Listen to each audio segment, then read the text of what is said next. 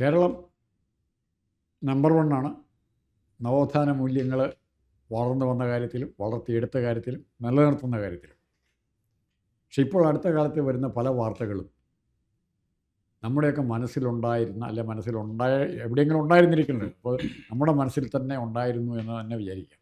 ഈ ജാതി വൈകൃതങ്ങൾ ഒന്നിനു പുറകെ മറ്റൊന്നായി സംഭവിക്കുകയാണ്. ഇപ്പോൾ അടുത്ത കാലത്തെ പയ്യൻ്റെ കൊലപാതകം, ദന്തക്കുള്ളയെപ്പെടുത്തുന്ന പയ്യൻ്റെ കൊലപാതകമെന്നോ അല്ലെങ്കിൽ ആത്മഹത്യ എന്നോ രണ്ടും ഒന്ന് തന്നെയാണ്. ഇത്തരം സംഭവങ്ങൾ ഈ ജാതീയം. ഇപ്പോൾ ഒരു ദിവസം കയറി ഒരു ടീച്ചർ തെറിപറയായിരിക്കുകയാണ് ചെയ്തിരിക്കുന്നത് ആ പയ്യനെ. അതിനു മുമ്പ് പല പ്രാവശ്യം അവിടുത്തെ അധ്യാപകരും മറ്റു കൂട്ടുകാരും ഈ പയ്യനെ അധിക്ഷേപിച്ചിട്ടുണ്ടെന്ന് പറയുന്നു. അപ്പോൾ ഇത് ആരെങ്കിലും അറിഞ്ഞ് അവിടെ SFI കാണും, KS കാണും, ABVP കാണും തുടങ്ങിയ വിദ്യാർത്ഥി സംഘടനകൾ, AKPCT, AKPGCT തുടങ്ങിയ അധ്യാപക സംഘടനകൾ എല്ലാം ചെഗുവേരയുടെ നേരിട്ടുള്ള നിയന്ത്രണത്തിലുള്ള സംഘടനകളാണ്.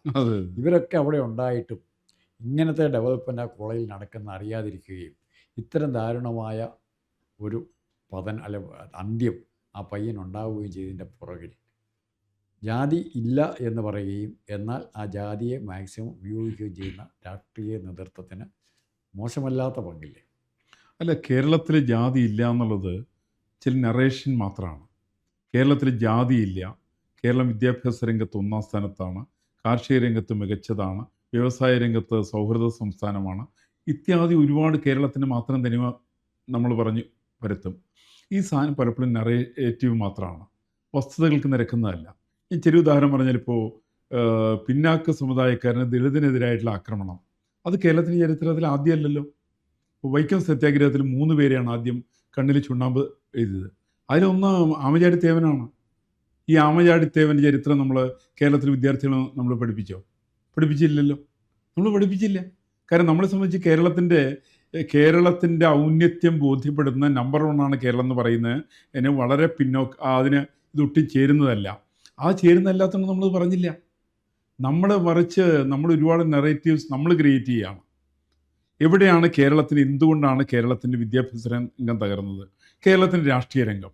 ഇപ്പോൾ കേരളത്തിൻ്റെ രാഷ്ട്രീയ രംഗം നോക്കിയിട്ടുണ്ടെങ്കിൽ കേരളം ഏകദേശം ഒരു 57 തുടങ്ങിയിട്ടുള്ള കേരളത്തിൻ്റെ രാഷ്ട്രീയ രംഗം പരിശോധിച്ചാൽ വിമോചന സമരം തുടങ്ങിയിട്ടുള്ള സമരങ്ങൾ കൃത്യമായിട്ടുള്ള ജനവിരുദ്ധമായിട്ടുള്ള ജാതി കോട്ടകളുടെ കേന്ദ്രങ്ങളാണ്. ഇപ്പോൾ നല്ല എക്സാമ്പിൾ വിമോചന സമരം എടുക്കൂ.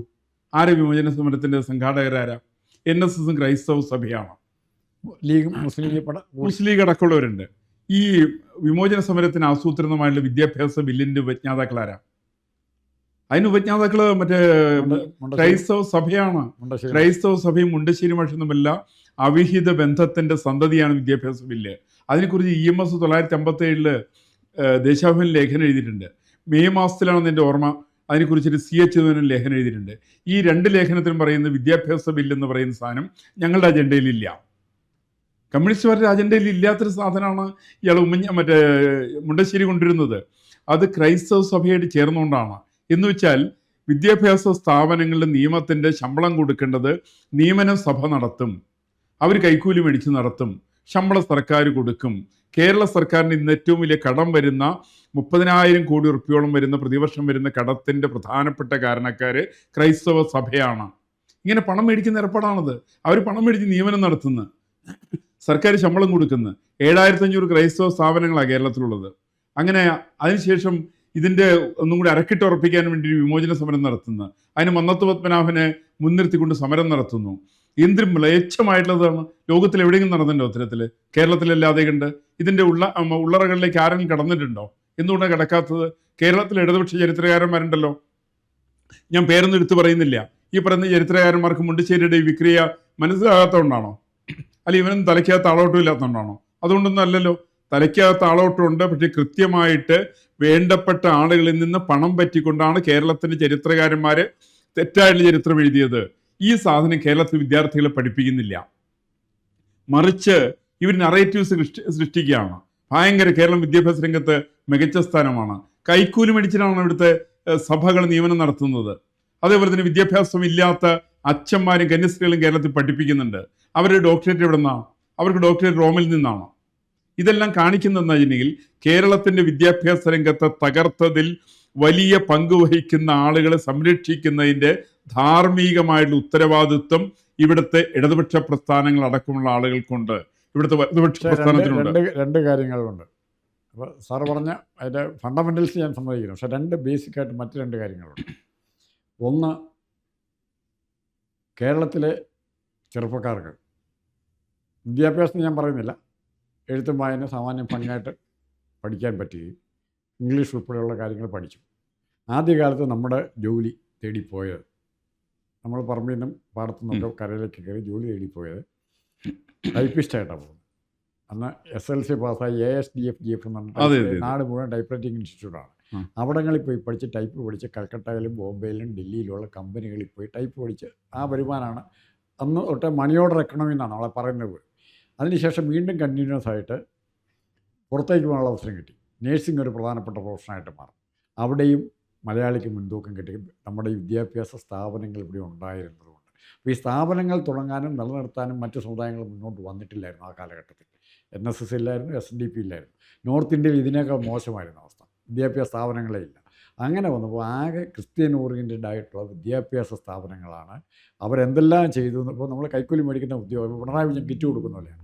കൈക്കൂലി മേടിക്കുന്ന ഉദ്യോഗസ്ഥൻ എത്ര രൂപ മേടിച്ചാൽ അതിൻ്റെ അകത്തൊരു ശതമാനം വിഹിതം വെക്കാൻ തയ്യാറായ പ്രിയപ്പെട്ടവനാണ്. ഇവിടെ ക്രൈസ്തവ സഭകൾ ചെയ്തത് ആശുപത്രിയും വിദ്യാഭ്യാസവും.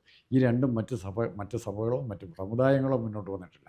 ഇപ്പോൾ പിന്നീട് മുസ്ലിംസും എല്ലാം വരാൻ NSS ഒക്കെ വരാൻ തുടങ്ങി. ഇന്ന് നേഴ്സിങ്ങിൻ്റെ അഡ്മിഷൻ ചോദിച്ചു നടക്കുന്ന 1000 നമ്പൂരിയും മുസ്ലിമും ഉണ്ട്. അന്ന് നേഴ്സിങ്ങിന് വിടിയലായിരുന്നു ഒരു കാലം. ആ കാലഘട്ടത്തിൽ സാമൂഹ്യ പരിഷ്കാരത്തിനേക്കാൾ കൂടുതൽ സാമ്പത്തിക സുരക്ഷിതത്വം കേരളത്തിലെ ജനങ്ങൾക്ക് മറ്റ് സംസ്ഥാനങ്ങളെ അപേക്ഷിച്ച് ഉണ്ടാക്കി കൊടുത്തത് ക്രൈസ്തവ സഭകൾ തുടങ്ങിയ ഈ സ്ഥാപനം കൊണ്ടാണ്. അപ്പോൾ അതിൻ്റെ ഒരു പോസിറ്റീവ് ഫലമുണ്ട്. ആ പോസിറ്റീവ് ഫലം ഉള്ളിടത്തോളം കാലം അതിൻ്റെ നെഗറ്റീവ്സ് ചൂണ്ടിക്കാണിച്ചാൽ വിലപ്പോവില്ല. ഞാൻ ഇതിനകത്ത് പ്രധാനപ്പെട്ട പ്രശ്നം, ഇത് നെഗറ്റീവ് എന്ന് പറഞ്ഞാൽ കേരളത്തെ വിദ്യാഭ്യാസ രംഗത്ത്, കാർഷിക രംഗത്ത്, വ്യവസായ രംഗത്ത്, സാമൂഹ്യ രംഗത്ത് പിന്നോക്കം കൊണ്ടുപോകുന്നതിൽ കേരളത്തിൻ്റെ വിദ്യാഭ്യാസ മേഖല വഹിച്ച പങ്ക് വളരെ വലുതാണ്. അവിടെയാണ് ആമചാടിത്തേവൻ്റെ ത്യാഗം നമ്മൾ ചർച്ച ചെയ്യില്ല. പിന്നാക്ക സമുദായക്കാരുടെ ത്യാഗങ്ങളെക്കുറിച്ച് നമ്മൾ ചർച്ച ചെയ്യുന്നില്ല. ശ്രീനാരായണ ഗുരുദേവനെക്കുറിച്ച് നമ്മൾ പഠിപ്പിക്കില്ല. അയ്യങ്കാളിയെക്കുറിച്ച് നമ്മൾ പഠിപ്പിക്കില്ല. പണ്ഡിറ്റ് കറുപ്പൻ മാസ്റ്റർ കോൺട്രിബ്യൂഷനെക്കുറിച്ച് നമ്മൾ പഠിപ്പിക്കില്ല. മറിച്ച് നമ്മൾ ആംഗ്ലേയ വിദ്യാഭ്യാസത്തിൻ്റെ പേരിൽ ചില നറേറ്റീവ്സ് സൃഷ്ടിച്ച് ആ നറേറ്റീവ്സ് മാത്രമാണ് കേരളത്തിൽ ചർച്ച ചെയ്യുക. ഞാൻ കേരളത്തിൽ ഉദാഹരണം പറഞ്ഞാൽ, മലയാളിയായിരിക്കുന്ന ഒരു ചരിത്രകാരനുണ്ട്. അയാളുടെ പേര് KN പണിക്കർ എന്നാണ്. ഈ KN പണിക്കർ കേന്ദ്ര സർക്കാരിൽ നിന്ന് പണം പറ്റിയിട്ട് കേരളത്തിൻ്റെ ഇന്ത്യയുടെ സ്വാതന്ത്ര്യ സമര ചരിത്രം എഴുതാൻ വേണ്ടിയിട്ട് പണം പറ്റി. ആ ചരിത്രത്തിൻ്റെ രേഖകൾ അയാൾ സബ്മിറ്റ് ചെയ്തിട്ടില്ല. ചരിത്രരചനയുടെ കുലപതി എന്നാ പറയും. കുലപതിയല്ല അയാള്, അതിൻ്റെ കൊലപതിയാണ് അയാള്. കാരണം എൻ്റെ എക്സാമ്പിൾ പറഞ്ഞാൽ the eminent historians their techniques their line their fraud എന്ന് പറയുന്ന അരുൺ ഷൗരിയുടെ പുസ്തകമുണ്ട്, 1983 ഇറങ്ങിയത്. ആ പുസ്തകത്തിൽ KN പണിക്കരുടെ പേര് പറഞ്ഞിട്ടുണ്ട്. അയാൾ കേന്ദ്ര സർക്കാരിൽ നിന്ന് വാങ്ങിച്ച പണത്തിൻ്റെ കണക്ക് പറഞ്ഞിട്ടുണ്ട്. അയാൾ സബ്മിറ്റ് എന്നിട്ട് അയാൾ ചരിത്രം സബ്മിറ്റ് ചെയ്യാതിരിക്കുക. ഇങ്ങനെയുള്ള മലയാളത്തെ നശിപ്പിച്ച നിരവധി ആളുകളുണ്ട്. മറിച്ച് മലയാളികൾ ഇപ്പം അങ്ങ് തന്നെ നേരത്തെ പറഞ്ഞ പോലെ ടൈപ്പ് റൈറ്റിംഗ് പഠിച്ചു പോയിട്ടുള്ള ആളുകളിൽ ഒരാളാണ് VP മേനോൻ എന്ന് പറയുന്ന ഒരാൾ. ഇന്ത്യയുടെ ഏറ്റവും കൂടുതൽ ഇന്ത്യയുടെ സംസ്ഥാന സംയോജനത്തിന് ഏറ്റവും വലിയ പങ്ക് വഹിച്ചത് അദ്ദേഹമാണ് പങ്ക് വഹിച്ചത്. അതേപോലെ തന്നെ മലയാളികൾ ഒരു സമയത്ത് മികച്ച രീതിയിലായിരുന്നു. കേരളത്തിൽ നിന്നാണ് ഇദ്ദേഹം വന്നത്, ചേറ്റൂർ ശങ്കരൻ നായർ വന്നത്. കോൺഗ്രസിന്റെ ചരിത്രത്തിൽ അന്നത്തെ ഇന്നത്തെ എക്കാലത്തെയും അവസാനത്തെ പ്രസിഡന്റും ആദ്യത്തെ പ്രസിഡന്റും ചേറ്റൂർ ശങ്കരൻ നായരായിരുന്നു. അങ്ങനെ മലയാളി പല മേഖലയിലും മികച്ചതായിരുന്നു. അവിടെ മറുവശം പറയുന്നത് ഇപ്പം ചരിത്രം എന്നും എല്ലാ കാലത്തും അത് ജയിക്കുന്നവൻ്റെ കൂടി നിൽക്കും എല്ലാ കാലത്തും. അതെ. ഇപ്പം ഉദാഹരണത്തിന് ശശി തരൂർ നല്ല സമർത്ഥമായിട്ട് ചൂണ്ടിക്കാട്ടിയിട്ടുണ്ട്. ബ്രിട്ടീഷുകാർ വരുമ്പോൾ ഇന്ത്യയിലേക്ക് ഉണ്ടായിരുന്ന സ്വത്ത്, ഇന്ത്യക്കുള്ള സ്വത്ത് അവർ പോയി കഴിഞ്ഞാൽ നമ്മുടെ കയ്യിലുള്ള മിച്ചം അവരെന്തുമാത്രം കൊള്ളയടിച്ച് പോയി എന്നുള്ളത്. അതിന് അങ്ങനത്തെ കണക്കുകൾ പറയുമ്പോൾ ഇവിടെ മറ്റെല്ലാ സമുദായങ്ങളും മറ്റെല്ലാ സ്റ്റേറ്റുകളും മറ്റ് ക്രിസ്തുമതവും ഇസ്ലാം മതത്തെ കാര്യമായിട്ടില്ലാത്ത മറ്റ് സ്റ്റേറ്റുകൾ, ഹൈന്ദവ ഭൂരിപക്ഷമുള്ള മധ്യപ്രദേശ്, രാജസ്ഥാൻ തുടങ്ങിയ സ്റ്റേറ്റുകളിലെ സ്റ്റാൻഡേർഡ് ഓഫ് ലിവിങ് ഒരു മാനദണ്ഡം തന്നെയാണ്. നമ്മൾ എത്ര നിശ്ചയിച്ചാൽ എങ്ങനെ ജീവിക്കുന്നു എന്നുള്ളത്. ആ രംഗത്ത് പുറകോട്ട് പോയി. ബ്രിട്ടൻ്റെ കോളനികളാണ് കൊള്ളയടിച്ച് കൊണ്ടുപോയ സത്യം ഇവിടെ പഠിപ്പിക്കുക. അപ്പോൾ ഇവിടെ നിന്ന് മാത്രം കൊണ്ടുപോയിന്നവരെ പഠിപ്പിക്കണ്ടേ? ചരിത്രം പഠിപ്പിക്കുമ്പോൾ ബ്രിട്ടൻ ഇങ്ങോട്ട് കൊണ്ടുവന്ന ഡൽഹൌസിയുടെ കാലത്ത് റെയിൽവേ മാത്രമാണോ നമ്മൾ പഠിക്കുക? അല്ല, ഇവിടുന്ന് കൊണ്ടുപോയതോടെ പഠിപ്പിക്കണ്ടേ? അത് പഠിപ്പിക്കില്ല. അവിടെയാണ് ചരിത്രം. ഇപ്പം അങ്ങ് പറഞ്ഞ റെയിൽവേയുടെ അടക്കമുള്ള പ്രശ്നമാണ്.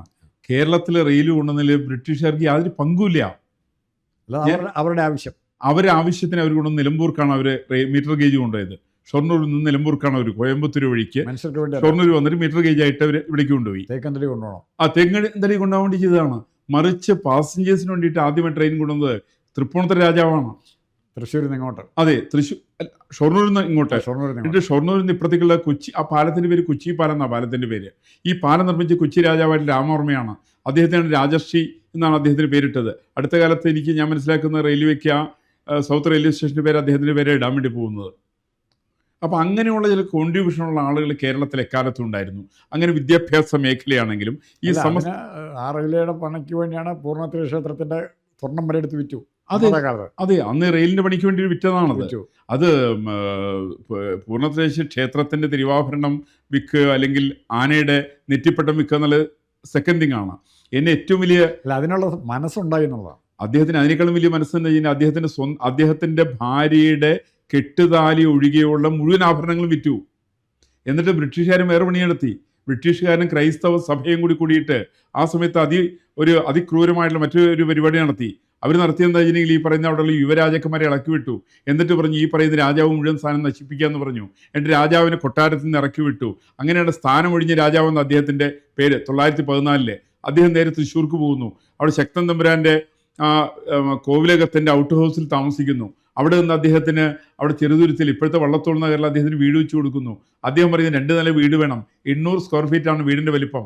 ഞാൻ ആ വീട് കണ്ടിട്ടുണ്ട്. ആ വീടിൻ്റെ കിഴക്കോട്ടാണ് ദർശനം.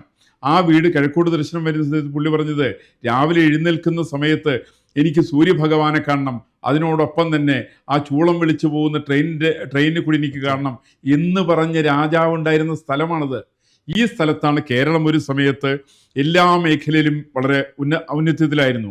വിദ്യാഭ്യാസ രംഗത്തും കാർഷിക രംഗത്തും വ്യവസായ രംഗത്തും ഒക്കെ അങ്ങനെയാണ്. കേരളത്തിൽ ഒരു സമയത്ത് സ്പോഞ്ചിൻ്റെ കമ്പനിയുണ്ട്.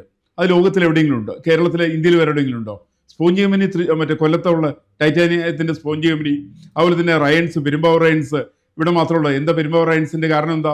ഈ റയൻസിന് ആവശ്യമായിട്ടുള്ള മുള കേരളത്തിൽ മാത്രമാണ് ലഭിക്കുക. ഈ മുളയിൽ നിന്നാണ് കൃത്രിമമായിട്ടുള്ള പട്ടുണ്ടാക്കുക. ഈ കൃത്രിമ പട്ട് നിമിത്തമാണ് ജപ്പാന്റെ വ്യവസായ വളർച്ചയ്ക്ക് കാരണം എന്നതാണ് സർ സി പി രാമസ്വാമിയര്. അദ്ദേഹമാണ് അത് കണ്ടുപിടിച്ചത്. അതേപോലെ തന്നെ സ്പോഞ്ചിൻ്റെ കമ്പനിയുണ്ട്. ഈ സ്പോഞ്ചിൻ്റെ ടോട്ടൽ ഇന്ത്യക്ക് ആവശ്യമുള്ള സ്പോഞ്ചിൻ്റെ 40% ഉണ്ടാക്കുന്ന അവിടെ നിന്നാണ്. പക്ഷേ നമ്മൾ ആ കച്ചവട സ്ഥാപനം അടച്ചു. അത് നമ്മൾ അടപ്പിച്ചു. സ്പോഞ്ച് കമ്പനി നമ്മൾ മഹാമിടുക്കന്മാരാ. സ്പോഞ്ച് കമ്പനി നമ്മൾ അടപ്പിച്ചു. പെരുമ്പാവൂർ റയൻസ് നമ്മൾ അടപ്പിച്ചു. EMSന്റെ താല്പര്യം എടുത്ത് തുടങ്ങിയിട്ടുള്ള 957 തുടങ്ങിയിട്ടുള്ള മാവൂർ റയൻസ് നമ്മൾ അടപ്പിച്ചു. ഇത്തരം സ്ഥാപനങ്ങൾ മൊത്തമായിട്ട് നമ്മൾ കേരളത്തിൽ അടപ്പിച്ച് സമസ്ത മേഖലയിലും കേരളത്തെ പിന്നോക്കം കൊണ്ടുപോകുന്നതിൽ ഇവരെല്ലാവരും വലിയ വലിയ പങ്ക് വഹിച്ചിട്ടുണ്ട്. അത് കമ്മ്യൂണിസ്റ്റുകാർ വഹിച്ചിട്ടുണ്ട്, അത് കോൺഗ്രസ്സുകാർ വഹിച്ചിട്ടുണ്ട്. കേരളത്തിൻ്റെ തനിമ അവകാശപ്പെടുന്ന പലരും ഇക്കാര്യത്തിൽ വലിയ പങ്കാണ് വഹിച്ചിട്ടുള്ളത്. അവിടെയാണ് ജാതി പ്രസ്ഥാനങ്ങൾ വന്നത്. ഈ ജാതി പ്രസ്ഥാനങ്ങൾ പരിധി വിട്ട് കേരളത്തിന് സ്വാധീനം ചെലുത്തി. ഇപ്പം രാഷ്ട്രീയത്തിൽ എങ്ങനെയാണെന്ന് ആലോചിച്ച് നോക്ക്. സ്ഥാനാർത്ഥി നിശ്ചയിക്കുന്നത് എങ്ങനെയാണ്? സ്ഥാനാർത്ഥി ജാതിയുടെ സംഘടിതമായിട്ടുള്ള അവസ്ഥയുടെ അടിസ്ഥാനത്തിലാണ്. ഇപ്പം കഴിഞ്ഞ തിരഞ്ഞെടുപ്പുണ്ട്. ഗുരുവായൂരിൽ എത്ര ശതമാനം മുസ്ലിം വോട്ടുള്ളത്? ബി ഗോപാലകൃഷ്ണൻ പറഞ്ഞ് ആവർത്തിക്കുകയാണ്. ഗോപാലകൃഷ്ണൻ പറഞ്ഞത് തന്നെയാണ് സത്യം. അത് ഗോപാലകൃഷ്ണൻ പറഞ്ഞതിൽ മാത്രമല്ല, തവനൂരിലെ സത്യം അതാണ്. ഈ പറയുന്ന സംഘടിതമായിട്ട് ഞാൻ അതിന് മറുപടി പറഞ്ഞാൽ മറ്റൊരു മറുപടി പറയും. ഹിന്ദുവിനെ കൊണ്ട് മാത്രം സാധിക്കുന്ന കാര്യമാണ് ഗുരുവായൂർ പോലുള്ള സ്ഥലത്ത് ഭൂരിപക്ഷം ഒരു ഹിന്ദു സ്ഥാനാർത്ഥിയെ ജയിപ്പിക്കാൻ നോക്കാതിരിക്കുക എന്നുള്ളത് ഹിന്ദുവിനെ കൊണ്ട് മാത്രം സാധിക്കുന്നതാണ്. അതൊരു മറ്റ് മതവിഭാഗത്തെ കൊണ്ട് പറ്റുന്നല്ല. That is the difference between ഹിന്ദുയിസവും മറ്റ് മതത്തിൻ്റെ കാഴ്ചപ്പാട്. ഞാൻ മറുവശം എന്ന് പറഞ്ഞാൽ, ഈ സ്ഥലത്തെങ്ങാൻ ക്രൈസ്തവ മുസ്ലിം ഭൂരിപക്ഷം ആയിരുന്നു എന്നിരിക്കട്ടെ. ഇപ്പം അങ്ങ് ആലോചിച്ചു, എറണാകുളം നിയോജകമണ്ഡലത്തിൽ 37% ലത്തീൻ കത്തോലിക്കരെയും സുറിയാനികളുടെയും ചേർന്നുള്ള വോട്ട്. ഇവിടെ സ്ഥാനാർത്ഥി ആരാവുക? ലത്തീൻ കത്തോലിക്കിനാവുള്ളൂ. ഇപ്പോഴും അങ്ങനെ തന്നെയാണ്. ഇപ്പോഴും അത് തന്നെയാണ്. ഇവിടെ മേയർ നിശ്ചയിക്കുന്ന അതിൽ ആ നിലപാട് തെറ്റാണോ ശരിയാണോ? ആ നിലപാട് തെറ്റായുള്ള നിലപാടിന് ഉത്തരവാദികൾ ആരാണ്? അല്ല, ആരും ആ നിലപാട് തെറ്റാണെങ്കിൽ ആ തെറ്റിനെ പിന്തുടരാനല്ല നമ്മൾ ശ്രമിക്കണം, അത് മാറ്റാനാണ് നോക്കണം. അല്ല, അതിനെ ആര് മാറ്റും? ഞാൻ പറയുന്ന കേരളത്തിലെ രാഷ്ട്രീയ പ്രസ്ഥാനങ്ങൾ, എല്ലാ രാഷ്ട്രീയ പ്രസ്ഥാനങ്ങളുടെയും കമ്മ്യൂണിസ്റ്റ് പാർട്ടിയുടെ, കോൺഗ്രസിൻ്റെ അടക്കമുള്ള നയങ്ങൾ, കേരളത്തിൽ വിദ്യാഭ്യാസ രംഗത്തുള്ളവരുടെ നയങ്ങൾ, കേരളത്തിൻ്റെ മാധ്യമ രംഗത്തുള്ളവരുടെ നയങ്ങൾ, അവർക്ക് ഇതിൻ്റെ കൂടെയാണ്. ഞാൻ എൻ്റെ അനുഭവം പറഞ്ഞാൽ ജാതി എന്തുമാത്രം ഉണ്ടെന്നറിയാൻ ഇവിടെ ഒരു ഇൻ്റർവ്യൂ വന്നപ്പോൾ ഇങ്ങനെ സംസാരിച്ച കൂട്ടത്തിൽ വേറൊരു പത്രപ്രവർത്തനാണ്, അറിയപ്പെടുന്ന പത്രപ്രവർത്തനാണ്. അദ്ദേഹത്തോട് ഞാൻ ചോദിച്ചു, പെരുമ്പാവൂർ ഇങ്ങനെ എൽദോസിനെ കിട്ടാൻ ചാൻസ് ഇല്ല എന്ന് പറഞ്ഞപ്പോൾ കാരണം പറഞ്ഞു, ഇന്നതാണ് കാരണം. ഞാൻ വെറുതെ എങ്ങനെയോട് ചോദിച്ചു, വനിതയ്ക്ക് കൊടുക്കാനുള്ള ഒരു ജില്ലയിലൊരു വനിതയ്ക്ക് എങ്ങനെ കൊടുത്തേക്കുന്നു ഇങ്ങനെ കേൾക്കുന്നു, അങ്ങനെയാണ് ദീപ്തിക്ക് ചാൻസ് ഇല്ല, ദീപ്തി മേരിക്ക് ചാൻസ് ഇല്ലെന്ന് ചോദിച്ചു. ഒറ്റ ചോദ്യം, സിമ്പിളായിട്ട് പറഞ്ഞ ഉത്തരം. അതിന് അവർ യാക്കോബേ അല്ലല്ലോ. അവർ യാക്കോബേ അല്ല, അവർക്ക് നിൽക്കാൻ പറ്റില്ല. ഞാൻ ചെറിയൊരു എക്സാമ്പിൾ പറഞ്ഞാൽ, നമ്മളിപ്പോൾ കേരളത്തിലെ മാധ്യമ രംഗത്ത് മാധ്യമങ്ങളുടെ ഗുരുവാരാണ്? സ്വദേശാഭിമാനി രാമകൃഷ്ണപിള്ളയാണ്. കേരളം കണ്ടിട്ടുള്ള ഏറ്റവും വലിയ വർഗീയവാദിയുടെ പേരാണ് സ്വദേശാഭിമാനി രാമകൃഷ്ണപിള്ള. അയാളാണ് മാർക്സിൻ്റെ ചരിത്രം മലയാളത്തിൽ പരിഭാഷപ്പെടുത്തിയത്. പഴയ കാലത്ത് പണ്ഡിറ്റ് കറുപ്പൻ മാസ്റ്റർ ബാലാകലാശം എഴുതി. ബാലാകലാശം അവിടെ ചെന്ന് രണ്ടുപേർക്കും സബ്മിറ്റ് ചെയ്തു. ആർക്കൊക്കെയാ? ഒന്ന് ചിത്രധര മഹാരാജാവിന്, രണ്ടാം സ്വദേശാഭിമാനി രാമകൃഷ്ണപിള്ളയ്ക്ക്. രാമകൃഷ്ണപിള്ള പുസ്തകം എടുത്ത് വായിച്ചു. അതിനുശേഷം പുസ്തകം തിരിച്ചിട്ട് നേരെ കറുപ്പൻ മാസ്റ്റർ മുമ്പിലേക്ക് എറിഞ്ഞു കൊടുത്തിട്ട് പറഞ്ഞു എന്താ വെച്ചിട്ടുണ്ടെങ്കിൽ, ബുദ്ധി കൊണ്ട് കൃഷി ചെയ്യുന്നതിനും പാടത്ത് കൃഷി ചെയ്യുന്നതിനും ഒരേ സ്ഥലത്തിരുന്ന് പഠിക്കണം എന്നുള്ള താങ്കളുടെ അവകാശവാദത്തെ പിന്താങ്ങുവാൻ ഞങ്ങൾക്ക് സാധ്യമല്ല എന്ന് പറഞ്ഞ് സ്വദേശാഭിമാനിയിൽ എഡിറ്റോറിയൽ എഴുതിയിട്ടുള്ള ആളുടെ പേരാണ് സ്വദേശാഭിമാനി രാമകൃഷ്ണപിള്ള. അത് പത്രപ്രവർത്തകൻ കുലഗുരുവാണ് അയാളാണ് കുലഗുരു. എന്ന് വെച്ചാൽ നറേഷൻസിൻ്റെ തെറ്റായിട്ടുള്ള നറേഷൻസിൻ്റെ പല പല ഘട്ടങ്ങളുണ്ടായിട്ടുണ്ട്. ഈ തുടക്കഘട്ടത്തിൽ ഞാൻ ഈ പറയുന്നതെല്ലാം 70 കൊല്ലോ 80 കൊല്ലോ ഒക്കെ മുമ്പ് നടക്കുന്ന കാര്യങ്ങളാണ്. അങ്ങനെ പോലും സാധിക്കുന്നതാണ് കേരളം. നരേഷൻസ് തെറ്റായിട്ടുണ്ടായപ്പോലും, ചരിത്രത്തിൽ നരേഷൻസ് തെറ്റായിട്ടുണ്ടായപ്പോലും ആ തെറ്റുകൾ ഇന്ന് നമ്മൾ ആവർത്തിക്കാൻ ശ്രമിക്കുമ്പോഴാണ് അതിൻ്റെ അപകടം ഉണ്ടാകുന്നത്. പഴയ 50 വർഷം മുമ്പ് കഴിഞ്ഞു ഇവിടെ നമുക്കൊന്നും ചെയ്യാൻ പറ്റില്ല, നമുക്ക് തിരുത്താനും പറ്റില്ല, 50 ഡണ്ടായി. മറിച്ച് ഇന്ന് ആ തെറ്റുകളും ആ മൂല്യങ്ങളും ആ നരേറ്റീവ്സും അതേപടി ആവർത്തിക്കാനുള്ള ശ്രമം ചില ഭാഗത്തുനിന്നുണ്ടാവും. അല്ല, അതിന് മാത്രമല്ല ഇന്നിപ്പോൾ പ്രശ്നം വരുന്നത് ആ നറേറ്റീവ്സ് ഇന്ന് ശരിയാണ്. ഗുരുവായൂരിൽ മുസ്ലിം സ്ഥാനാർത്ഥി ജയിക്കുന്നത് ശരിയാണ്, തവന്നൂരിൽ മത്സരിക്കുന്നത് ശരിയാണ്, പക്ഷേ വേങ്ങര മത്സരിക്കുന്നത് തെറ്റാണ്, മലപ്പുറത്ത് മത്സരിക്കുന്നത് തെറ്റാണ്. അങ്ങനെയാണ് ശരിക്കും പ്രശ്നം. അല്ല, അങ്ങനത്തെ പ്രശ്നം ഉണ്ടാക്കിയെടുക്കുന്ന ഒരു രാഷ്ട്രീയ ആ നരേറ്റീവ് ഉണ്ടാക്കിയെടുക്കുന്നതിന് പകരം അതിനെ തിരുത്താനുള്ള മാർഗം തിരുത്താൻ കേരളത്തിൽ സാധ്യമല്ലാത്ത രീതിയിൽ കേരളത്തിൻ്റെ സാമൂഹ്യ രാഷ്ട്രീയ രംഗങ്ങൾ മാറിയിട്ടുണ്ട്. ഞാൻ സാധാരണ ചർച്ചയിൽ പറയാറുണ്ട്, ഇപ്പോൾ കേരളത്തിൽ സാമൂഹ്യ രംഗത്ത് ഒരു ബ്രാഹ്മണിക്കൽ ഹെജിമണി ഉണ്ടെന്നുള്ള വസ്തുതയല്ലേ? വസ്തുതയാണ്. അല്ല, ബ്രാഹ്മണിക്കൽ ഹെജിമണി എന്ന് അത് നമ്മൾ അതിൻ്റെ അകത്ത് കാണേണ്ട കാര്യം എന്താണെന്നറിയോ? ഈ ജാതിയെ നമ്മൾ കാണുമ്പോഴുള്ള ഏറ്റവും അടിസ്ഥാന തകരാറ്. ഇപ്പോൾ എന്നോട് ചോദിച്ചു കഴിഞ്ഞാൽ ഈ ബ്രാഹ്മിൺസിന് എന്തെല്ലാം കുഴപ്പമുണ്ടെങ്കിലും ഈ ജനനം കൊണ്ടോ വളർച്ച കൊണ്ടായിരിക്കും കള്ള് ഷാപ്പിൽ ഉടമസ്ഥരായിട്ടോ കുടിക്കാൻ പോകുന്ന കാര്യമല്ലേ നമ്മൾ, കുടിക്കാൻ പോകുന്ന ഇഷ്ടം പോലെ ഉണ്ട്. പക്ഷെ ഉടമസ്ഥരാവില്ല, ഉടമസ്ഥരായിട്ടോ ജോലിക്കാരായിട്ടോ ഉണ്ടോ ആരെങ്കിലും? എത്ര ദാരിദ്ര്യം, 2100 രൂപ പോലും വീടില്ലാത്ത അമ്പലത്തിലെ ശാന്തിക്കാരനായിട്ട് പോയാൽ പോലും തൊട്ടടുത്ത ഷാപ്പിൽ കറിക്കച്ചവടക്കാരനായിട്ട് പോവില്ല. അപ്പം അത് ഇതിൽ മാത്രമല്ല, അങ്ങ് വേറെ ആലോചിച്ച് കൊടുത്തു. കേരളത്തിലെ ആശുപത്രികളുടെ സർവേ നടത്തുക, ആശുപത്രിയിൽ ഏറ്റവും കൂടുതൽ അഡ്മിറ്റ് ആവുന്നവർ കണക്കെടുക്കുക. അഡ്മിറ്റ് ആവുന്നവർ ഏറ്റവും കുറച്ച് അഡ്മിറ്റ് ആവുന്ന 2 സമുദായങ്ങളാണ് കേരളത്തിലെ ആശുപത്രി. ഞാൻ സർവേ നടത്തിയിട്ടുണ്ട്. ഒന്ന് ബ്രാഹ്മണർ, നമ്പൂതിരിമാരെണ്ണം താരതമ്യേന കുറവാണ്. ഞാൻ അവരെ ബ്രാഹ്മണരെന്ന് വിളിക്കുന്നില്ല, നമ്പൂതിരിമാരെണ്ണം വളരെ കുറവാണ്. അത് കഴിഞ്ഞാൽ ഏറ്റവും കുറവുള്ള മുസ്ലിം പുലയ സമുദായത്തിൽപ്പെട്ടവരാണ്. ഞാൻ പർട്ടിക്കുലർ സമുദായം എടുത്ത് പറഞ്ഞാൽ ദളിത എന്ന് പറയാൻ സാധ്യമല്ല. ദളിത എന്ന് ഇപ്പോൾ പറയുന്നതിനകത്ത് മുസ്ലിം ദളിതനാണ്, മറ്റ് പല സമുദായക്കാരും എന്നെ കാണാം. അങ്ങനെയല്ല, ആരോഗ്യമുള്ള ദൃഢഗാത്രരായിരിക്കുന്ന പുലയ സമുദായത്തിൽപ്പെട്ട ആളുകൾ, പുലത്തിൻ്റെ എന്ന് വെച്ചാൽ ഭൂമിയുടെ ഉടമസ്ഥാവകാശികളായിരിക്കുന്ന ആളുകൾ ആശുപത്രി പോകാറില്ല. നമ്പൂതിരിമാർ ആശുപത്രി പോകാറില്ല. ഏറ്റവും കൂടുതൽ ആശുപത്രിയിലുള്ളവരാരാന്ന് നോക്കിയാൽ ഈ പറയുന്ന സംഘടിതമായിട്ടുള്ള മതവിഭാഗത്തിൽപ്പെട്ടവരാണ്. അല്ല, അത് ഭക്ഷണ രീതിയുടെ വ്യത്യാസം തന്നെ. പക്ഷെ അത് തന്നെ കാരണം, ഈ പല പല കാരണങ്ങളാണ് പറയുക. അവർ ഭക്ഷണത്തിൻ്റെ രീതി, നമ്മൾ അത്തരം തർക്കത്തല്ല, അത്തരം വസ്തുതകൾ പറയുമ്പോൾ മനസ്സിലാക്കേണ്ട ഒരു കാര്യം, സാറ് ഇവിടെ പല സ്ഥലത്തും പോകുന്നുണ്ട്. ഈ മൈഗ്രൻ്റ് എന്ന് പറഞ്ഞാൽ ബീഹാറിൽ നിന്നും ബംഗാളിൽ നിന്നും ഒക്കെ വന്നിരിക്കുന്ന ഇഷ്ടം പോലെ ജോലിക്കാരുടെ പിള്ളേരിവിടെ ഉണ്ട്. പല ജാതിയിൽപ്പെട്ടിട്ടുണ്ട്, പല ജാതിയിൽ പൂണുള്ളവനൊക്കെ എല്ലാവരും ഉണ്ട്. അപ്പം ഇവരിൽ ആരെങ്കിലും എത്ര പേരെ കണ്ണട വെച്ച് കണ്ടിട്ടുണ്ട്? കുറവല്ലേ? കണ്ടിട്ടുണ്ടോ? ഇല്ല, കണ്ടിട്ടില്ല. എന്തേ? അവർ കണ്ണസുഖം വരില്ല. എന്തുകൊണ്ടാണ്? അവർ ഭക്ഷണ രീതിയുടെ പ്രത്യേകത കൊണ്ടായിരിക്കാം. ആ ഭാഗത്ത് അവർ കഴിക്കുന്ന ഭക്ഷണ രീതിയുടെ പ്രത്യേകത കൊണ്ടാണ്. അതെ, ഇവിടെ ഇവർ കഴിച്ചിരിക്കുന്ന ഭക്ഷണ രീതി, ഹരിജൻസ് അല്ലെ ദളിത് വിഭാഗം കഴിച്ചിരുന്ന ഭക്ഷണ രീതി, ബ്രാഹ്മിൺസ് കഴിച്ചിരിക്കുന്ന ഭക്ഷണ രീതിയായിട്ട് വ്യത്യാസമുണ്ട്. നമ്മുടെ ശരീരത്തിന് താങ്ങാവുന്ന ഭക്ഷണം അതാണ്. ഏത് ജാതി എടുത്താലും ഏത് മതം എടുത്താലും ആ അതിനപ്പുറത്തേക്ക് നമ്മൾ ഫാഷന് വേണ്ടി പുറകെ പോയാൽ നമ്മൾ പെട്ടുപോകും. ഇപ്പോൾ സംഭവിച്ചുകൊണ്ടിരിക്കുന്നതാണ് ഭക്ഷണം. നമ്മുടെ ഭക്ഷണക്രമവും രീതികളെല്ലാം മാറിക്കൊണ്ടിരിക്കുക. ഓരോ ദിവസമല്ല, ഓരോ വർഷം തോറും മാറിക്കൊണ്ടിരിക്കുക. പുതിയ ഭക്ഷണങ്ങൾ നമ്മുടെ ശരീരത്തിന് പറ്റണമെന്നില്ല. അത് നമ്മൾ ആ വിഷയം വിടണ്ട. എന്നാൽ പോലെ ഈ ജാതി എന്ന് പറയുന്ന ഇതിലേക്ക് ഭക്ഷണത്തിലേക്കും കടന്നു വരുന്ന, ഇപ്പോൾ സാർ എന്നോട് ചോദിച്ചാൽ ജാതി, വൃക്ഷങ്ങൾക്ക് ചെടികൾക്ക് ജാതിയുണ്ടോ? ഞാൻ സിമ്പിളായിട്ട് ചോദിക്കാം. ജാതി നമ്മൾ നിഷേധിക്കാൻ പറ്റില്ല. ഞാൻ ജാതിയെ സപ്പോർട്ട് ചെയ്യുന്ന ജാതി വസ്തുതയായിരിക്കാം. അല്ല, വസ്തുതയല്ലേ നമ്മുടെ ചെടികൾക്ക് ഇപ്പം ഏതെങ്കിലും മുസ്ലിമിൻ്റെ വീട്ടിലോ ക്രിസ്ത്യാനിയുടെ വീട്ടിലോ ആലോ തുളസിയോ അതുപോലത്തെ മരങ്ങൾ വെച്ച് പിടിപ്പിക്കുക. കൂവ വച്ച് പിടിപ്പിക്കില്ല. എന്തുകൊണ്ടാണ്? കാരണം അത് ജാതി തന്നെ പ്രശ്നം. അതായത് ജാതിയും മതവും നമുക്ക് പലപ്പോഴും അത് ജാതി ശരിക്കും ജാതിയല്ല. അവൻ ജീവിച്ച് പിടിച്ച ചുറ്റുപാടിൽ ഈ മരങ്ങൾ വെറും പാഴ്മരങ്ങളാണ്, യാതൊരു അർത്ഥവുമില്ല. അങ്ങനത്തെ ഒരു കൾച്ചറിൽ 2 കൾച്ചർ ഇവിടെ താമസിച്ച് വന്നു. ആ കൾച്ചറാണ് ജാതിയായിട്ട് പിന്നെ നമ്മൾ ചിത്രീകരിക്കുന്നത്. അതിൽ അപ്പർ ഹാൻഡ് നേടുന്നവൻ, അപ്പർ ഹാൻഡ് എന്ന് പറഞ്ഞാൽ സാമ്പത്തികമായി അധികാരം നേടുന്നവൻ നമ്മളെ ഭരിക്കുന്നു. അതാണ് ജാതി. അതേ ഉള്ളൂ, അതിനപ്പുറത്തേക്ക് ജാതിയില്ല. ഇപ്പുറത്തേക്കും ജാതി വരുന്നത് കേരളത്തിൽ എല്ലാ മതവിഭാഗങ്ങളിലും ജാതിയുണ്ട്. ഇപ്പോൾ ഹിന്ദുക്കളുടെ 100-300 ജാതി ഉണ്ടാവും. ക്രിസ്ത്യാനികളിൽ 100-ന് മേലെ ജാതികളുണ്ട്. മുസ്ലിം സമുദായത്തിൽ 71 ജാതിയുണ്ട് കേരളത്തിൽ. 71 അല്ല, പ്ലസ് ഉണ്ടാവാം.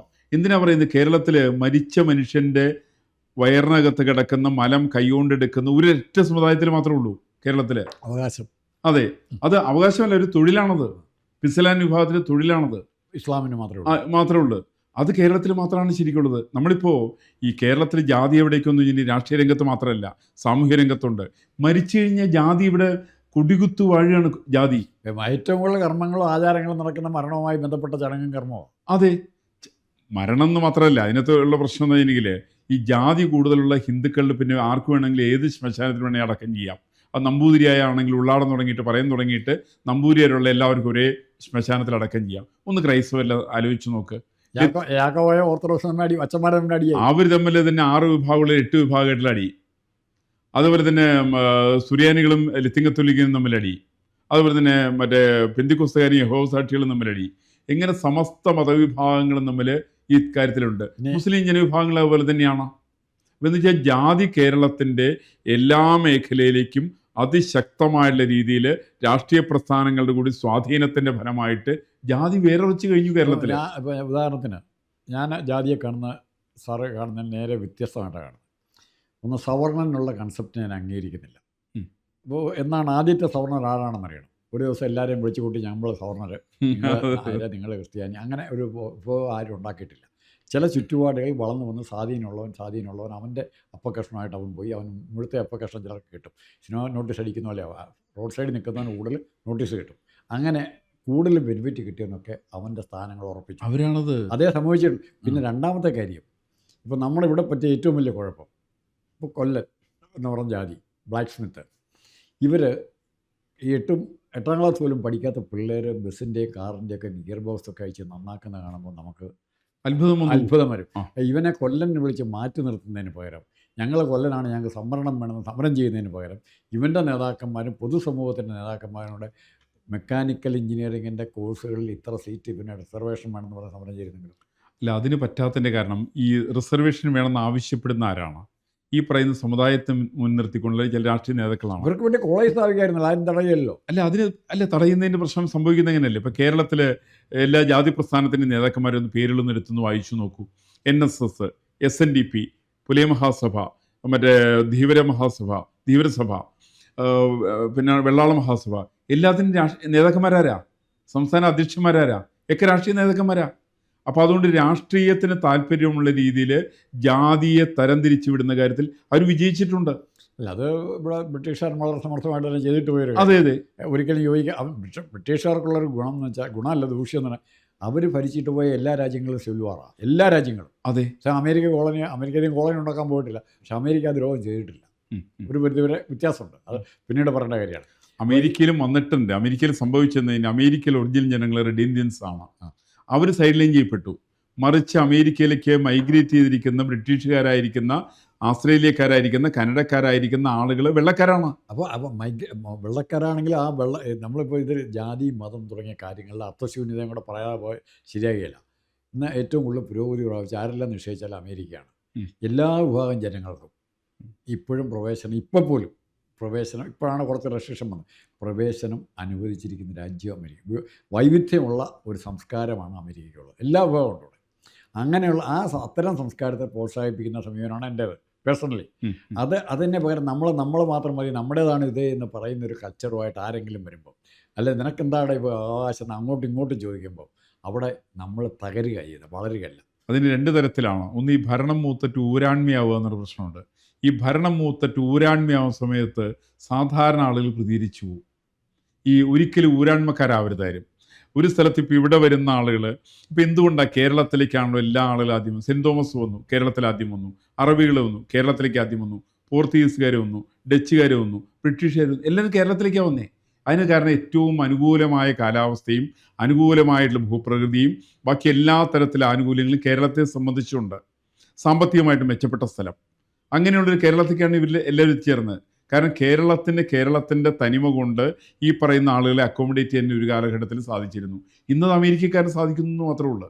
അല്ല, അതിനനുസരിച്ച് അതുകൊണ്ടാണ് കേരളം മറ്റു സംസ്ഥാനങ്ങളെക്കാൾ മറ്റെല്ലാ ആസ്പത്രികളുടെ എണ്ണത്തിൽ, മറ്റു രീതിയിൽ ട്രാൻസ്പോർട്ടേഷൻ്റെ എണ്ണത്തിൽ, റോഡുകളുടെ കാര്യത്തിൽ കേരളം മുമ്പിലെത്താൻ പറ്റിയതിൻ്റെ കാരണങ്ങളിലൊന്നാ വൈവിധ്യം എന്നാണ് ഞാൻ പറഞ്ഞത്. അല്ല, അതിനകത്ത് എനിക്ക് അഭിപ്രായ വ്യത്യാസമുള്ളത്, കേരളത്തിലെ ആശുപത്രികൾ എന്ന് പറയുന്ന സമയത്ത് തന്നെ ഏറ്റവും കൂടുതൽ രോഗികളെ ഉൽപ്പാദിപ്പിക്കുന്ന സംസ്ഥാനം ഏതാണ്? കേരളം തന്നെ, കേരളമാണ്. അപ്പോൾ രോഗികളുടെ എണ്ണത്തിനനുസരിച്ച് ആശുപത്രികളുടെ എണ്ണം കൂടും.